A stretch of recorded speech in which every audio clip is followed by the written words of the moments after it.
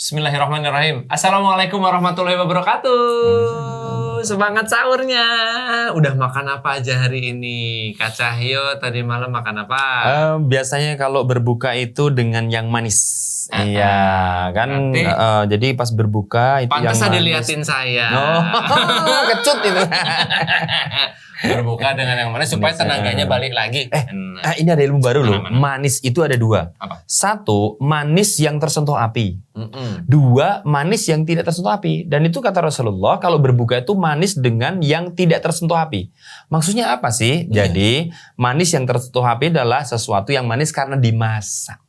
Oh, semur Bukan, manis ya? Manis ya? Ya, kolak. Oh, Kolak kan manis tuh, iya, tapi kan tersentuh api. Aduh, enak banget. Nah, kalau berbuka itu di awal ternyata pakai manis, tapi yang tidak tersentuh api berarti apa? Kurma, buah, gitu. Itu ternyata apa? Itu ternyata yang lebih sehat untuk tubuh kita. Gitu. Boleh dong berarti ya buah dikasih madu. Ya betul, madu itu tidak tersentuh api. Tidak tersentuh api. Ya betul. Tapi aku masaknya nggak pakai api, kompor listrik.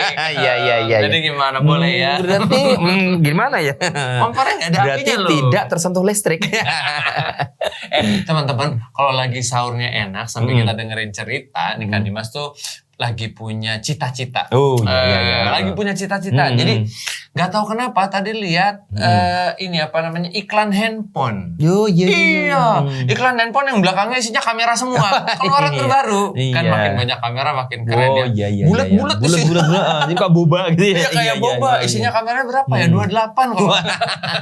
Ini baru banget ternyata keluaran. Sampai kalau selfie itu tulang-tulangnya kelihatan semuanya gitu. X-ray.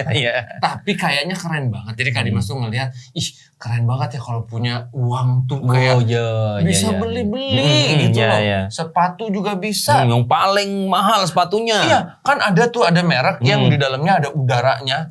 Iya, jadi di dalamnya dipompa udara gitu. Air ketuban. Iya, banyak. Jadi semakin tinggi, segini soalnya. Isinya udara semua. Jadi itu kalau ini bukan ban bocor, sepatu bocor itu nanti ditambal. Kalau punya uang tuh kayaknya enak gitu loh. Iya. Beli HP paling mahal, laptop paling mahal, sepatu segala macam. Jadi kayak punya cita-cita baru gitu. Ya Allah, berikan aku uang yang banyak. Iya. Itu benar nggak sih? Di dunia itu banyak sih orang-orang kaya itu banyak gitu loh. Yang penghasilannya tuh kalau kita hitung per menit tuh sampai per menit loh. Itu banyak. Misalnya nih ada seorang pemain bola itu sampai penghasilannya itu 4,5 miliar per minggu. Per minggu. Coba sekarang dihitung ya. Itu saya kalau beliin kerupuk kulit ya. Ini saya bisa traktir satu Cimapar. Iya, satu Bintaro tuh udah kebagian semua. Iya. Udah kerupuk kulit. 4,5 miliar tiap minggu, berarti satu harinya berapa ya tuh? Kak Dimas sih kayaknya mau bagi-bagi giveaway rumah nanti. Giveaway-nya rumah ya. Iya. Buat teman-teman yang nonton Kak giveaway rumah. Rumah kelinci. Sama kelincinya. Tetap pelit ya. Iya. Ada yang lebih kaya lagi. Ya, kalau ada adik kenal Neymar namanya, yaitu pemain bola, itu gajinya tuh 9,8 miliar per pekan. Per minggu, berarti satu harinya itu 1 miliar lebih. Katakanlah 1 miliar ya. Berarti satu hari itu 1 miliar. Berarti kalau 1 jamnya, berarti 1 miliar dibagi 24. Aduh berapa ya? Gampangnya berarti gini nih. Pacing! 50 juta. Iya. 50 juta lagi. Ada lagi ya. Kalau nggak salah itu Ronaldo kalau nggak salah. Itu gajinya itu 3,4 triliun kalau nggak salah 1 tahun. 1 tahun atau 3 tahun. Pokoknya kalau diuangkan itu 1 menitnya tuh bisa sekitar 400.000. 1 menit. 400. Bukan 1 menit, 1 detiknya. 400.000. Jadi kalau kita nguap 2 juta gitu, nguap gitu. Kesandung nyata ini pisang gorengnya tolong cari pisang di Himalaya. Saya mau pisang goreng yang dari Himalaya. Iya. Sepatunya juga ini tolong dilapis emas, Mas Dimas. Iya. Jadi Masya Allah ya. Ada ya orang kayak segitu ya. Itu kan baru gajinya. belum bonus iklan, belum maka wajar ada pesepak bola yang rumahnya ada lapangan bolanya. Berarti ya ini orang-orang yang kayak tadi itu pesepak bola punya lapangan sepak bola, ini adalah orang-orang yang paling hebat dan happy. Mungkin sih. Tapi bener nggak ya orang yang kemudian kaya banget dan happy, ternyata banyak loh artis-artis yang kaya raya, termasuk mungkin juga itu yang artis-artis di Korea itu kan kaya terkenal, tapi ternyata banyak yang stres loh. Oh iya, aku pernah dengar. Iya, benar-benar banyak yang stres sampai dia bunuh diri juga. Nah ini nih berarti kan yang tadi Kak Dimas bilang ternyata nggak masuk akal ya. Ada yang kayak Kak Dimas pernah dengar ada seorang penyanyi dulu namanya Michael Jackson. Kayaknya luar biasa. Dia yang suka ditusuk pinggangnya. Iya. Nah Michael Jackson ini katanya sampai butuh obat tidur untuk tidur karena nggak tenang hidup. Padahal kaya raya ya. Berarti benar nih, berarti benar. Ada satu lagi ceritanya. Michael Jackson tuh katanya kalau mau belanja ke mall, biar gak diganggu, maka mall harus tutup. Kasihan. Baru kemudian dia belanja, yang ada cuma kasir sama ya bodyguardnya, tidak boleh ada pembeli lainnya. Karena kalau ada pembeli dia akan diteriakin, Michael Jackson gitu. Kak Dimas pengen diteriakin kali-kali gitu. Kak Dimas bisa. Sedang kembali. Diteriakin jam 12 malam di komplek.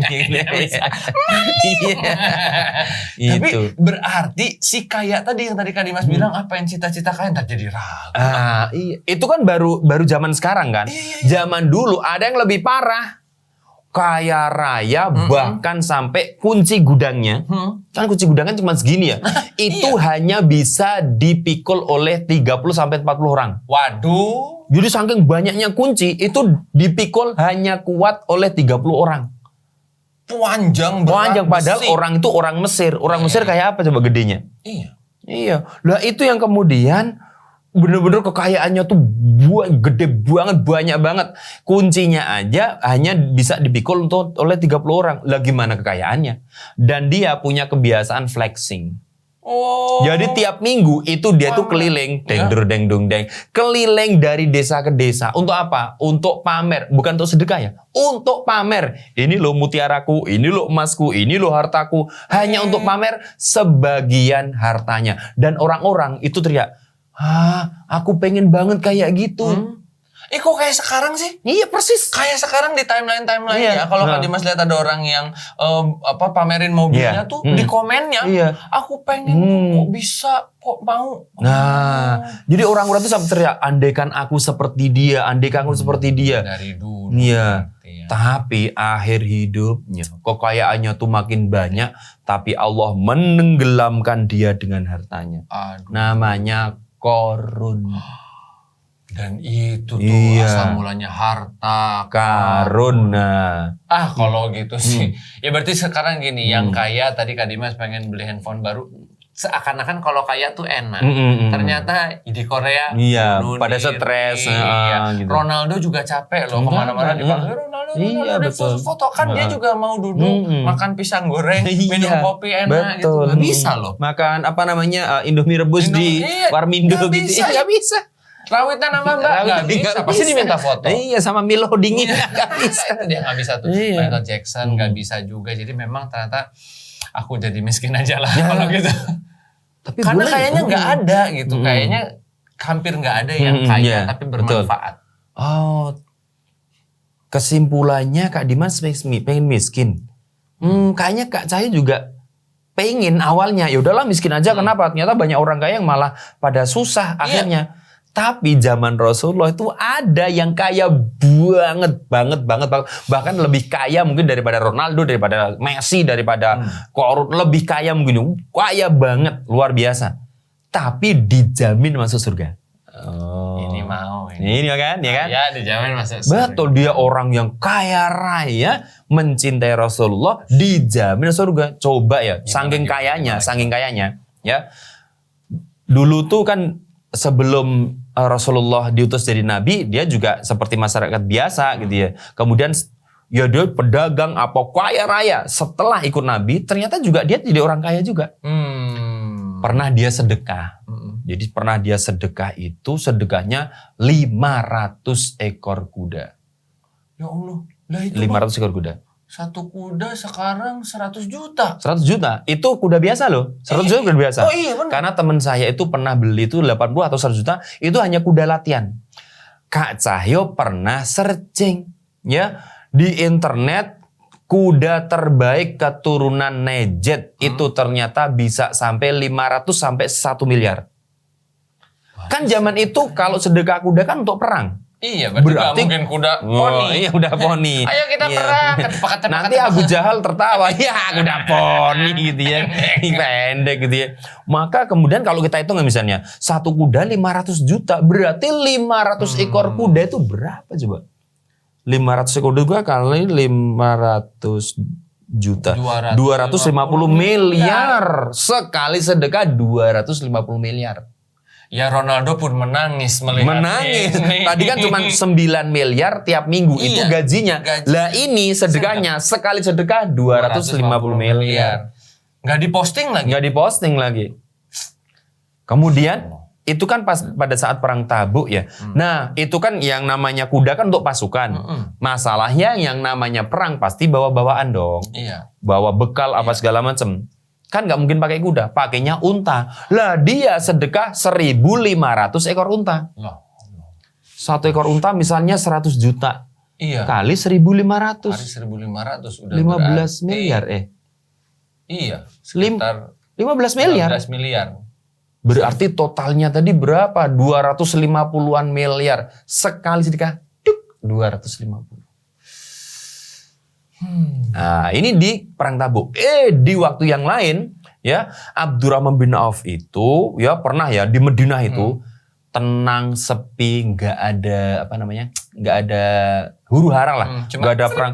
Pokoknya sepi. Tiba-tiba di kejauhan itu ada debu yang mengepul banyak banget. Ya, dikiranya itu adalah musuh yang datang. Panik kan mereka. Naik pasir. Pasirnya gitu. Naik. Mereka panik, wah ada apa? Wah ini musuh datang, padahal kita nggak bener tenang itu. Ternyata itu adalah 700 ekor unta miliknya Abdurrahman bin Auf yang membawa barang dagangan banyak banget. Masya Allah. 700 ekor unta, maka debunya banyak banget. Lah itu kan satu unta bisa manggul 40 kilo sampai 50 kilo. Itu harta tuh. Harta semuanya. Wow. Mungkin ada emas, ada zaitun, ada kurma, ada karpet mungkin.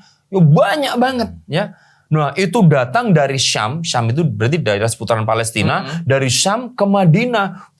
Wah itu namanya debu berterbangan. Mereka kaget. Wah ini musuh datang. Ternyata enggak. Yang datang adalah Abdurrahman bin Auf. Dengan harta yang begitu banyak. Nah, kemudian ya Abdurrahman bin Auf itu kemudian didatangi oleh seseorang yang menyampaikan bahwa Rasul pernah menyampaikan Abdurrahman bin Auf fil jannah. Abdurrahman bin Auf itu masuk surga, tapi pelan-pelan. Mendengar hadis itu, kan dia nggak mau ya masuk surga kok pelan-pelan. Langsung, semua unta dan hartaku silakan diambil semuanya. Semuanya silakan diambil. Silakan. Ronaldo nangis lagi. Aduh Neymar pun menangis karena ceritanya di semua kan itu keuntungannya. Iya, semua dikasihkan. Apakah jadi miskin? Enggak juga. Suatu ketika Abdurrahman bin Auf itu kayak pengen merasakan miskin gitu ya.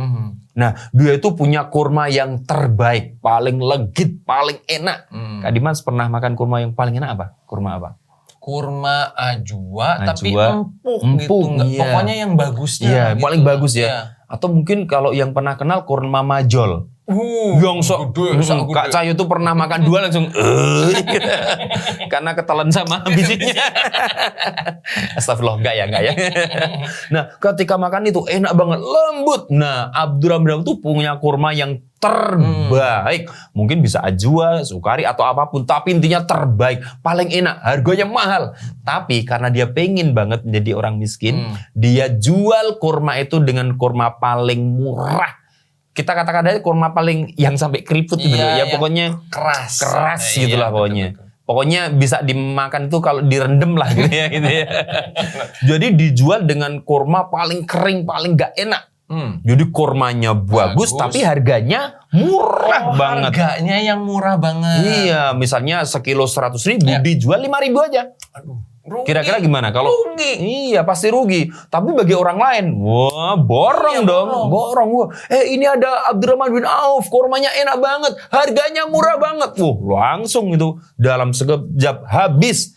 Kemudian duit yang dia punya, dia belikan kurma paling kering, paling jelek. Dah, dapat kan? Dia merasa akhirnya aku jadi orang miskin. Kenapa? Nggak mungkin dong ada orang yang mau beli. Iya. Kan kurma paling kering. Iya.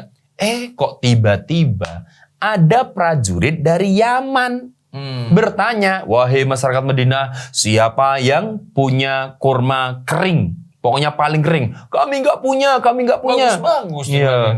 Kami nggak punya. Yang punya hanya Abdurrahman bin Auf. Datanglah prajurit Yaman itu ke Abdurrahman bin Auf. Abdurrahman bin Auf, kamu benar? Iya benar. Kamu punya kurma yang paling kering? Iya punya. Aku beli dengan harga paling mahal. Kok bisa? Kok bisa?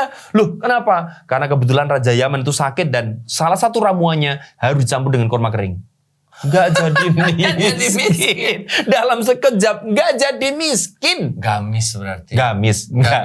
Gagal miskin. Baru saja dia mengatakan seneng banget aku udah jadi miskin. Ternyata langsung seketika jadi kaya lagi. Maka Kak Cahaya sering mengatakan Abdurrahman itu kayak dikutuk kaya. Dikutuk kaya ya, Masya Allah. Tapi ya bedanya dengan orang-orang kaya yang tadi sempat saya ceritain pertama itu, berarti ini kaya yang kayaknya bersyukur banget. Bersyukur banget. Enggak berhenti-berhenti hartanya, tapi dikasih lagi ke seluruh orang. Jadi kalau kita bisa bayangkan tuh, dia tuh kayak keran. Keran, jadi ini ada bak yang besar penampungan air, ngelewati dia aja. Jadi Allah tuh ngasih dia, tapi untuk diberikan kepada orang lain. Orangnya sombong enggak, Kak Cahya? Sangat tidak sombong. Bahkan pernah tuh, dia diminta jadi pemimpin. Jadi khalifah. Kan dulu ketika Rasulullah sudah meninggal, digantikan oleh Abu Bakar. Abu Bakar digantikan oleh Umar. Nah setelah Umar, ada dua pilihan nih. Antara Utsman atau Ali. Maka kemudian ditawarkanlah, ya. Maka banyak orang tuh pilih Abdurrahman bin Auf. Coba kalau zaman sekarang gimana? Iya, ambil lah jadi pemimpin. Aku kaya, aku jadi pemimpin. Aku berkuasa. Iya, bahkan pasang baliho ya kan. Mukanya ini terus gitu ya. Zaman sekarang gitu. Tapi Abdurrahman bin Auf enggak. Bahkan dia mengatakan lebih baik aku ada pisau di leherku daripada aku jadi pemimpin. Aku nggak mau. Nggak mau. Ya. Bayangkan ya sudah kaya raya jadi pemimpin. Kalau sekarang ya ambil. Abdurrahman bin Auf enggak. Ya, maka kemudian dia yang menjadi kayak ketua KPU lah gitu, ketua pemilihan yang kemudian menawarkan ke Ali dan Utsman. Jadi Abdurrahman bin Auf itu sangat-sangat tawadhu, rendah hati, walaupun kaya raya luar biasa. Tahu nggak? Kakinya pincang loh. Iya. Abdurrahman bin Auf itu awalnya normal, dan jadi pincang. Kenapa? Karena ikut berperang dengan Rasulullah. Kok ngapain perang kan kaya? Bayangan kita kalau kaya perang, silakan perang. Ini tak kasih. Ternyata enggak. Sultan kasih aja. Iya, mau apa? Harta. Tapi ikut perang ya? Ya enggak lah. Aku kan sudah sedekah, udah ini. Ternyata apa? Enggak. Dia tidak mau ketinggalan berjihad dengan Rasulullah. Jadi dia itu tidak mewakilkan dirinya dengan harta, tapi hartanya, jiwanya, waktunya untuk Rasulullah.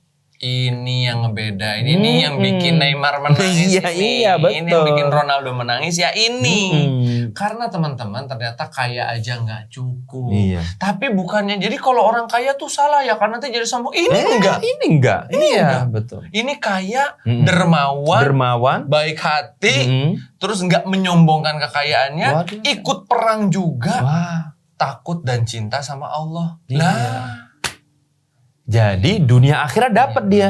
Luar biasa. Jadi kekayaannya, bahkan ya dikatakan bahwa alumni perang Badar itu kan jumlahnya sekitar 300 orang ya. Alumni perang Badar itu rata-rata orang itu bisa mendapatkan, nanti tolong dicari ya, itu sekitar 40 atau 400 juta satu orang. Dari dia disantuni. Alumninya disantuni. Dikasih sama Abdurrahman bin Auf.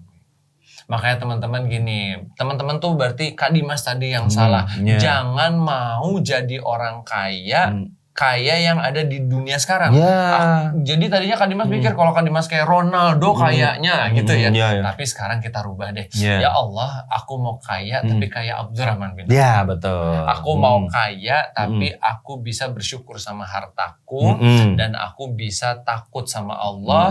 Aku cinta juga sama Allah dan cinta Rasulullah sehingga semua hartaku berkah di jalan Allah. Aku pengen kayak Abdurrahman bin Auf aja. Boleh kan? Boleh. Jadi Kak Jasu juga merevisi nih. Berarti boleh nggak kita jadi orang kaya? Boleh. Tapi kaya yang bertakwa, kaya yang beriman. Maka kekayaannya nanti itu akan menjadi kendaraan di akhirat nanti. Gitu. Nih kalau udah selesai nih. Kan waktu sahur itu waktu berkah ya.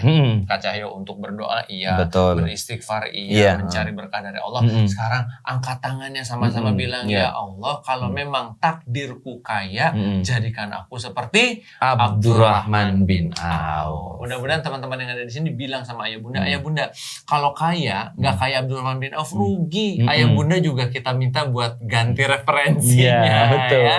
Jadi bilang nanti sama ayah bundanya, kalau mau kaya Abdurrahman bin Auf aja. Oke, semangat sahurnya. Jangan lupa berdoa, jangan lupa istighfar juga. Insya Allah tetap sama Kakak Kuy. Ketemu di semangat sahur berikutnya.